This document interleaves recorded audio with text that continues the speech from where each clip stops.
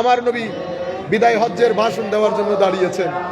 দাঁড়িয়ে আমার নবী এখন ইয়া আইয়ুহান নাস, পুরা পৃথিবী ধ্বনিত প্রতিধ্বনিত হচ্ছে। 23 বছরের মাথায় এটা কোন ধরনের আওয়াজ? আমার নবী আরাফার ময়দানে দাঁড়িয়ে কুল কায়নাতকে এলান করছেন, ইয়া আইয়ুহান নাস, হে মানুষ, আজকে থেকে জুলম, অত্যাচার, ইনইকুয়ালিটি, ইনজাস্টিস যেই সমাজগুলো এগুলোর উপর বেস করে প্রতিষ্ঠিত হয়েছে, আমি আমার পায়ের নিচে দিয়ে সেই সমাজ ব্যবস্থাকে আমি পদধূলিত করে দিলাম। আজকে পৃথিবীর ইতিহাসে সভ্যতার নতুন সূর্যের উদয় হচ্ছে।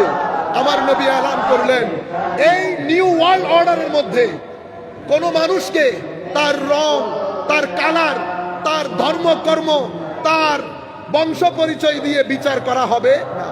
কোন এক্সপ্লয়টেটিভ সিস্টেম, কোন ডিসক্রিমিনেটরি সিস্টেম আমার এই নতুন ওয়ার্ল্ড অর্ডারের মধ্যে চলবে না।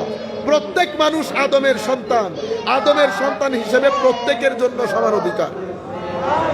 আমার নবী সাল্লাল্লাহু আলাইহি ওয়াসাল্লাম একটার পর একটা ঘোষণা দিলেন। এরপরে বলেছেন, এক্সপ্লয়টেটিভ, আমার সমাজের মধ্যে মহাজনী যে সুদ প্রথা ছিল, যেটা আমার সমাজের গরিব মানুষকে নিষ্পেষিত করেছে, আমি আজকে এই ময়দানে দাঁড়িয়ে পৃথিবীর মানুষকে অ্যাড্রেস করে বললাম, সেই মহাজনী সুদ প্রথার সিস্টেম আমি আমার কদমে, তাহতা কাদামি হাজা, এই কদমের নিচে দিয়ে এটাকে পদদলিত